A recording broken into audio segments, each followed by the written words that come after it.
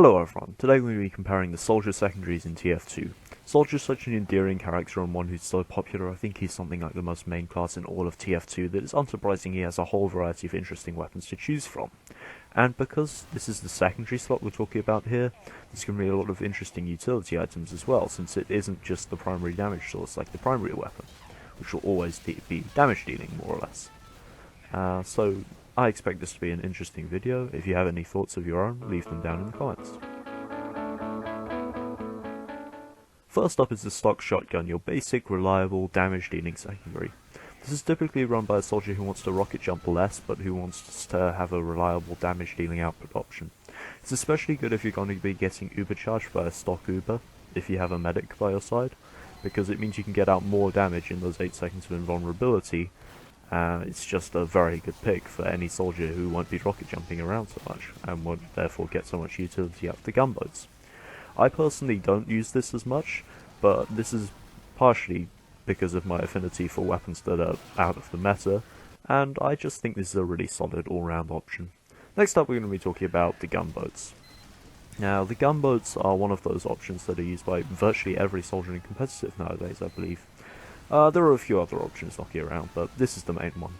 Now, the reason this is so powerful is simply because Soldier has unprecedented mobility if you give him the opportunity to take 60% less damage from his rocket jumps. And it allows him to get around the map faster, it allows him to escape situations, it allows him to get into situations, it allows him to bomb, attack from above. It gives you all sorts of advantages which other weapons don't. So that's why the gunboats are indeed so popular. Now, of course, you are giving up a damage-dealing secondary for this, and I don't recommend it if you're going to be pushing into a choke point, since you won't really be rocket jumping versus sentries anyway. They have perfect aim, they're not going to get thrown off.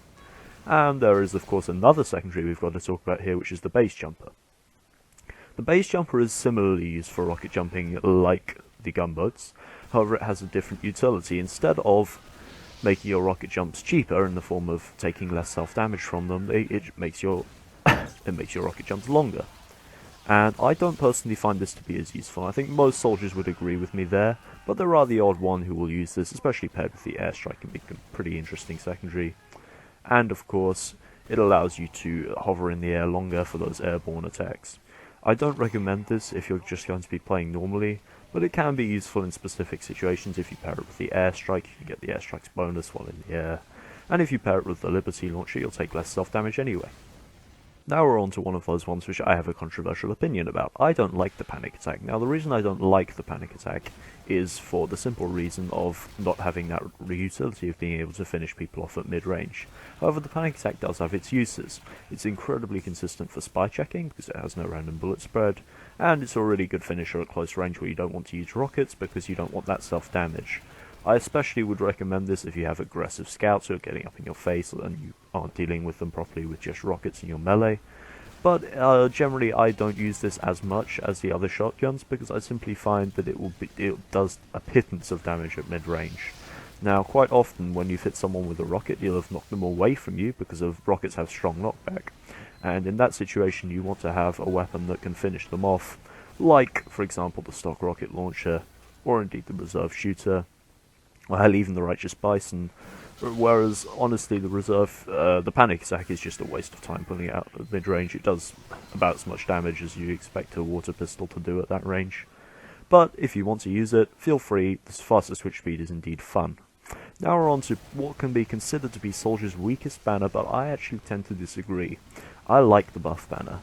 Now, it does not provide a passive bonus like the other two banners, however, it does make up for that with the amazing active benefit of giving you effectively a mini crit screw Uber to your entire team, and that is pretty much exactly as strong as it sounds. It can be a little bit difficult to charge it up with no passive and no secondary, but if you manage to hit a bunch of rockets into a big group of enemies, you'll find yourself charging this up very quickly, and you can make amazing team wipes, and it's just a lot of fun.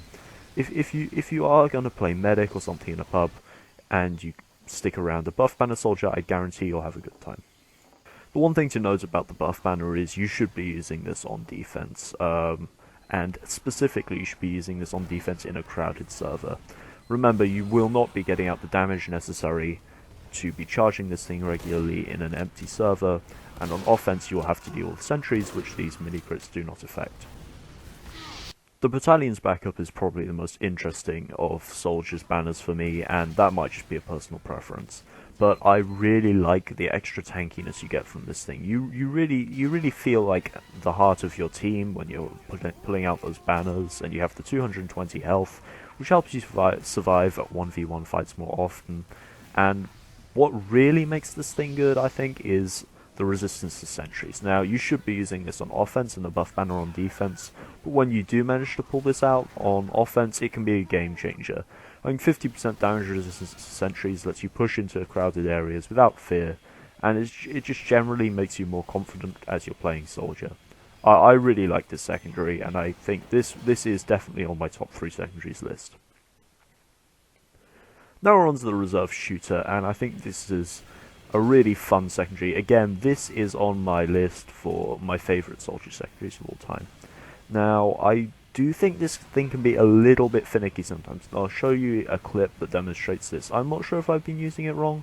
I am a very inexperienced player with this thing. I usually do my research on these kind of things, but when I go to research this online, I only saw debates from like 3 years ago about the pyro nerf. So here you go. I shoot this guy. He seems to be in the air, but I don't get the mini crits from it. I kill him anyway.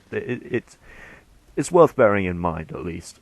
So this thing can be a little bit unreliable, but I overall really like it. I think the faster switch speed especially helps your gameplay feel more fast-paced, and it's effectively just a stock shotgun with just slightly less firepower if you aren't using it to combo people. So you're not losing out too much anyway. The Contra is one of those secondaries that I think has a bad reputation for being a crutch and a healing item and all that, but I actually really like it. Now, I don't use this because I prefer damage output over healing, that's just me, but it can be a really interesting secondary. It gives you a bit more survivability, and then it gives your team that rush of boosted speed, which is a really useful trait. But I will not be putting this on my favourite list because I prefer the utility of the other 2 banners, but that's a personal preference. If you want to use this, go ahead. I would encourage you. It's a quite a fun item, and it will help you survive if you're without a medic, so definitely you should consider equipping this in servers where there aren't medics. The Mantread's the only secondary on this list that I am really undecided on, and the reason for that is it seems like it could have its uses. Now, the decrease in knockback force taken could let you get market gardens, and I know this is primarily a Troll's secondary, but it will let you get those market gardens and those picks in certain situations.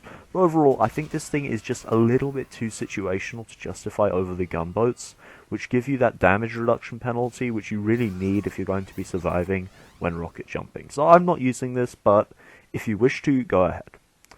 Now the Righteous Bison. I can say nothing more for this weapon other than it's a meme. You probably shouldn't be using this. It doesn't even register 3/4 of the time.